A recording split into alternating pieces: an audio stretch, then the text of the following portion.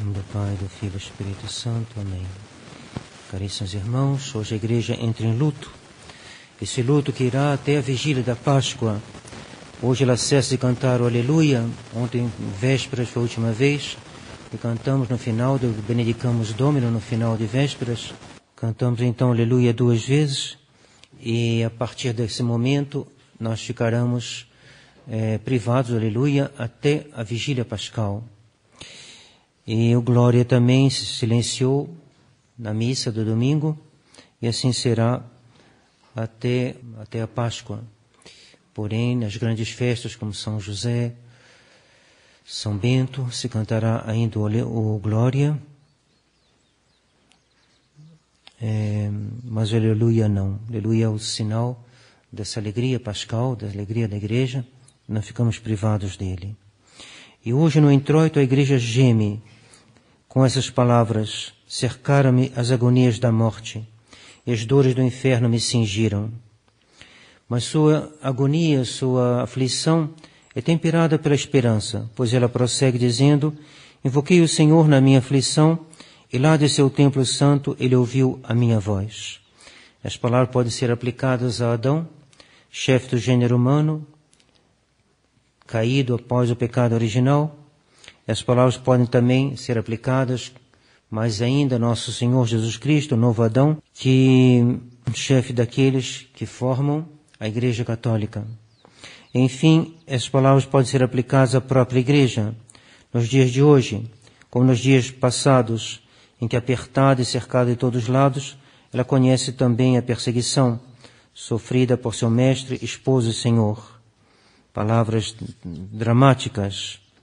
Cercaram-me as agonias da morte, e as dores do inferno me cingiram. Hoje no Evangelho temos a parábola do pai de família, que chama os operários nas diversas horas do dia, que representam toda a história humana, indo de Adão até o último homem que haverá sobre a terra, para que esses homens trabalhem na sua vinha. O pai de família é Deus, pois Deus é o pai de toda a criação. A vinha é a Igreja Católica, Apostólica e Romana. Os operários são os que foram chamados à fé católica. As horas do dia são as diversas épocas da história da humanidade. Saindo cedo na primeira hora significa a primeira idade do mundo, que vai de Adão até Noé. Saindo a hora terça corresponde à nossa maneira de contar, porque os romanos tinham uma maneira diferente da nossa. Eles contavam 12 horas para o dia e 12 horas para a noite. Então, a terça hora corresponde por volta das 9 e 10 horas da manhã. E comparando com as idades do mundo, é o tempo que vai de Noé até Abraão. Saindo a hora sexta corresponde ao tempo que vai de Abraão a Moisés. A hora nona corresponde do tempo que vai de Moisés a Nosso Senhor. E por fim, no final do dia, a 11ª hora, corresponde ao tempo que vai de Nosso Senhor até o fim do mundo. Nós estamos, pois, na última hora, última idade do mundo, e não haverá outra. A todos que trabalham, o pai de família paga o mesmo salário, ou seja, um denário, que significa a visão beatífica. Ela é a mesma para todos quanto ao objeto.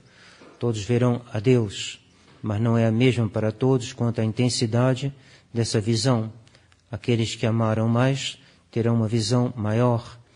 Assim como a irmã Santa Teresinha explicava a ela esse mistério, dizendo: se 2 pessoas vão à fonte buscar água, o que tem um balde maior voltará com água, mas com mais água do que aquele que vai com um copo.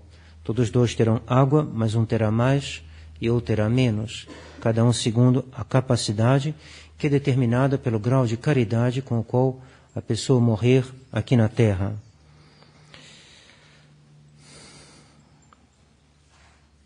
Os servidores são contratados para trabalharem na vinha do Senhor e não na sua própria vinha. A vinha do Senhor é a Igreja é de Nosso Senhor. Se alguém trabalha nessa vinha, tomando ela como se fosse algo pessoal, algo que lhe pertence impróprio, ele está agindo contrariamente aos desejos de Nosso Senhor. Nosso Senhor pagou, assalariou alguns para trabalharem na sua vinha. Essa vinha não é nossa, essa vinha é dele. E Nosso Senhor, Ele mesmo dizia, falando da sua doutrina, minha doutrina não é minha, mas daquele que me enviou. Mostra que Nosso Senhor nos dá o exemplo. Nós devemos guardar aquilo que não é nosso. Nós devemos velar por aquilo que não é nosso. As almas não são nossas, a doutrina não é nossa, os sacramentos não são nossos, tudo é de Nosso Senhor. E Nosso Senhor o oferece a seu Pai. Por isso que Ele diz, minha doutrina não é minha, mas daquele que me enviou. Assim como o Pai me enviou, eu também vos envio, diz Ele. Então Ele veio para fazer uma obra não sua, mas do Pai. Ele envia os apóstolos para fazerem também uma obra não deles, mas do Pai. E São Paulo diz, se alguém vos ensinar um outro evangelho, isto é, um evangelho diferente daquele que Nosso Senhor ensinou, anátema seja. Por que isto? Porque se trata da doutrina de outrem. Trata da doutrina que não é nossa. E, portanto, é necessário guardá-la como de outro. Se alguém lhe faz um depósito, empresta uma coisa, você não pode deteriorá-la. Por quê? Porque ele foi confiado por um voto de confiança que você guardaria ela para quando ele viesse buscar. Os operários trabalham não nas suas próprias vinhas, mas nas vinhas do pai de família, segundo as ordens do pai de família, que é Deus. Tema, pois, o operário, caso ele danifique a vinha, pois esta vinha não é dele. Ora, nós vimos que Noé, Abraão, Moisés e mesmo Adão, na pessoa do seu filho Sete, tiveram que se separar dos seus contemporâneos para poderem trabalhar na vinha do Senhor. Sete substituiu Abel, morto por Caim, e a descendência de Sete se manteve muito mais íntegra do que a descendência de Caim. Mas quando a descendência de Sete se misturou com a descendência de Caim, o mundo caiu numa grande corrupção e veio então o dilúvio. E quando veio Noé, riram e debocharam de Noé, porque Noé estava construindo uma arca. Viam porque não acreditavam nas palavras de Noé, ou melhor, nas palavras de Deus. E de novo Deus vai separar. Essa lei da separação que a gente vê em Sete, a sua descendência, não devia se misturar com a descendência de Caim. E aqui nós vemos os filhos de Noé, que vai ter se separado do resto do mundo que não crê. E assim pereceram todos, menos a família de Noé. Veio Abraão e Deus lhe disse, sai do meio dos teus parentes e vem para a terra que eu te mostrarei. O pai de Abraão, Taré, havia caído na idolatria e Abraão quebrou os ídolos do seu pai e ele teve que fugir de sua casa, separado, separação do mundo, separação dos idólatras, separação daqueles que não creem em Nosso Senhor. Abraão constituiu um povo separado dos outros povos. Veio Moisés e Deus lhe disse, sai do Egito com o meu povo, sai do Egito, separa-te desse povo infiel. E depois ele disse, não se misture com os povos na terra prometida. E cada vez que Israel se misturou com os povos vizinhos, adotando seus costumes, ele foi punido. Veio Nosso Senhor e disse, o mundo vos odeia, como ele me odiou, o mundo também repeliu Nosso Senhor. E Nosso Senhor disse aos apóstolos, se guardem puros desse mundo perverso. Eu não rogo pelo mundo, disse Nosso Senhor. Sempre a mesma separação. Nosso Senhor veio salvar o mundo, e por isso os apóstolos missionários, durante toda a história da igreja, foram por toda parte chamar operários para a vinha do Senhor. Mas a vinha do Senhor tem suas exigências, ela tem suas obrigações, ela tem suas condições. Não se entra de qualquer maneira, não se recebe o batismo de qualquer maneira, não se recebe a Santa Comunhão de qualquer maneira, não se recebe a absolvição de qualquer maneira. É necessário passar por um crivo. Esse crivo quem dá é Nosso Senhor Jesus Cristo. E fora desse crivo não pode haver mistura entre o sacramento e a pessoa que não está preparada. Não dai pérolas aos porcos, diz Nosso Senhor. Mas na sombra, o mundo, esse mundo inimigo do qual que se sentia excluído dessa vinha, excluído de Nosso Senhor, excluído da igreja, excluído do convívio, ao menos da uma certa intimidade com os apóstolos, com os cristãos. Isso se vê muito claramente na primitiva igreja. Estamos lendo um livro muito interessante, chamado Fabíola, ou A Igreja nas Catacumbas. E vê como os católicos trabalhavam pela conversão dos outros, mas com muito tato, porque eles sabiam que havia uma diferença. E as conversões se faziam por obra de Deus e dentro de um clima que não se contava tudo a qualquer um. Mesmo a assistência à missa era progressiva. Quem não era batizado não podia assistir à missa, tinha que esperar o batismo para todo um processo. Por quê?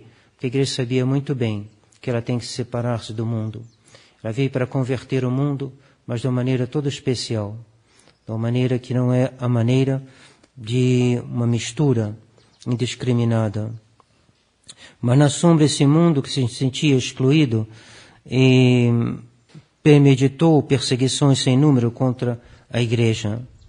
E assim chegamos ao dia de hoje, em que o mesmo combate continua. O mundo, tal como o demônio com Eva, cerca, envolve e derruba as almas e as instituições.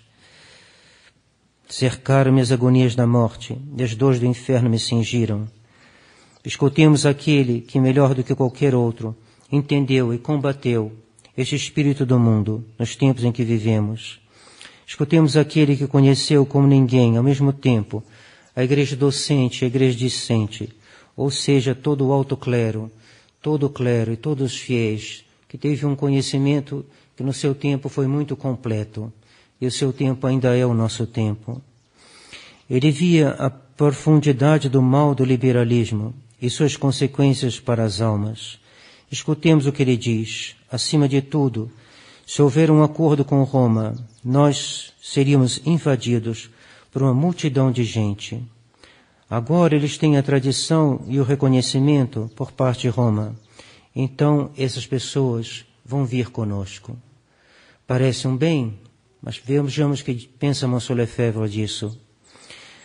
Há muita gente que continuará com seu espírito moderno e liberal, mas que virão conosco, porque lhes agrada assistir de vez em quando a uma cerimônia tradicional e manter contatos com os tradicionalistas. Isto será muito perigoso para nossos meios tradicionais. Se somos invadidos por toda essa gente, o que se passará com a tradição? Pouco a pouco haverá uma espécie de osmose que se produzirá, uma espécie de consenso. Cuidado, não se mistureis demais com o mundo. Nós estamos no mundo, mas não somos do mundo. E nós devemos converter o mundo e não ser convertido por ele. Ora, pensar, Monsieur Lefebvre, o simples fato de ter um número muito grande de pessoas que não têm a fé católica, não têm a integridade da fé católica, misturada nos nossos meios, fará com que o nosso meio cairá. Cairá de nível, cairá de comportamento, cairá pouco a pouco, adotando os hábitos do mundo, porque é mais fácil descer do que subir. É mais fácil ceder do que elevar. É mais fácil consentir do que exigir que os outros subam mais alto. E já nos nossos meios nós vemos isso. Quanta coisa lamentável acontece no meio da tradição, a todos os níveis. A todos os níveis se vê uma diminuição, se vê um comportamento que não é aquele que Nosso Senhor poderia esperar de nós. Não nos excluímos disso. Nós devíamos ser mais santos, termos mais penitência, termos mais observância, mais perfeição no canto, mais vida monástica, mas que cada um faça o seu próprio exame de consciência. Não façamos dos outros, façamos o nosso. E vejamos se o mundo não tem uma certa parte, se ele não se introduziu já dentro de nossas famílias, se ele não conquistou já algum terreno no meio de nós. Bem devagarzinho, dizia Monsieur Lefebvre, vamos terminar não vendo mais a diferença entre o liberalismo e a tradição. Isto é muito perigoso. Mas por que tão perigoso assim? Podia perguntar alguém. Perigoso porque o liberalismo é o próprio de Lúcifer. O liberalismo é essencialmente diabólico, porque é uma recusa de se submeter a Deus. Esse liberalismo sempre existiu, mas por obra dos inimigos da Igreja, ele se introduziu através do concílio dentro da própria Igreja. Eis o que diz ainda Dom Lefebvre. O liberalismo se implantou dentro da Igreja. Trata-se, pois, de um compromisso dos homens da Igreja com os homens de Satanás. O Sr. Lefebvre não hesita em dizer palavras fortes, porque é um bispo que quer salvar as suas ovelhas, as ovelhas que Deus lhe confiou. E quando os outros não fazem o seu dever, esse rebanho que era mais restrito, ele se estende. Se estende por quê? Porque os cheios do mundo inteiro pediram sua ajuda. Então ele diz as palavras que têm que ser ditas, para que as almas possam tomar consciência do perigo que elas correm, do perigo de irem para o inferno, do perigo de perder eternamente suas almas. Não há mais luta, continua ele, não há mais luta contra Satanás, não há mais luta contra aqueles que proclamam a independência em relação a Deus. Isto está terminado. Este pacto foi assinado por ocasião do concílio, abertamente, publicamente, com os maçons, com os protestantes, com os comunistas. Nós estamos assistindo a esta união adúltera, abominável, entre os homens da Igreja e a revolução e as ideias que vão contra Deus, contra nosso Senhor Jesus Cristo, contra seu reinado. É abominável. E Dom Lefebvre continuava, como um pai que dá um grave conselho a seus filhos. Ele dizia: eu queria vos indicar uma certa linha de conduta diante dos acontecimentos que vão talvez se precipitar. Ele já previa que coisas difíceis poderiam acontecer. Os acontecimentos, dizia ele, que vão se precipitar. Haverá talvez da parte do Vaticano algumas freadas. Ele conhecia bem os homens que estão no Vaticano. Muitos deles já estavam vivos quando ele falava isso. E especialmente o Papa atual, Bento XVI. Haverá talvez da parte do Vaticano algumas freadas. A meu parecer é muito, muito perigoso para nós fazer acordos, entendimentos agora. Nada entendimentos com os liberais. Nenhum entendimento com os eclesiásticos que governam na Igreja neste momento e que são liberais. O critério é esse. O critério não é outro senão liberalismo. Quem é liberal, a gente não deve andar com eles. Porque o liberal tem outros princípios. Os princípios liberais são os princípios da Revolução Francesa, os princípios da maçonaria. E por isso não há entendimento com essa gente. Não há. Não é possível. E quem fizer entendimento com essa gente cederá mais cedo ou mais tarde. É o que aconteceu com Campos, aconteceu com o Bom Pastor. Não há entendimento com os liberais. Não há paz com os ímpios. Não há. Não pode haver. E se houver, é porque o lado de cá está fraquejando e caindo. A partir do momento que nós nos alinhamos, continua Dom Lefebvre, este alinhamento ou entendimento será a aceitação dos princípios liberais. Não podemos fazê-lo, mesmo se nos concedem algumas satisfações a respeito da missa de São Pio V, certas satisfações para nos reconhecer. Então não nos iludamos, nem o moto próprio, nem a suspensão das comunhões, que aliás nunca existiram. Então essa expressão é ambígua, é muito ruim. O certo teria sido um decreto dizendo que elas nunca existiram. Não foi isso que foi feito. Dizem que não pode ser feito de uma vez só. Mas, como diz o Sr. Lefebvre, cuidado, eles podem nos conceder algumas satisfações, algumas freadas, algumas concessões, mas para melhor nos abarcar, melhor nos engolir. Por que o Sr. Lefebvre falava assim? Por que tantos cuidados? Porque ele conhecia a astúcia dos nossos inimigos. Não estamos tratando com crianças. Estamos tratando com homens, atrás dos quais está o próprio demônio, pois o liberalismo é a doutrina mesma do demônio. O demônio disse: eu não servirei. E o liberalismo se resume nessa palavra: eu não servirei a Deus. liberar os Estados católicos da influência e do império de Nosso Senhor Jesus Cristo, liberar o mundo de Nosso Senhor para entregá-lo a um outro mestre, que não é outro senão Lúcifer. Que este tempo da Septuagésima nos recorde a queda de Adão e o preço da nossa salvação.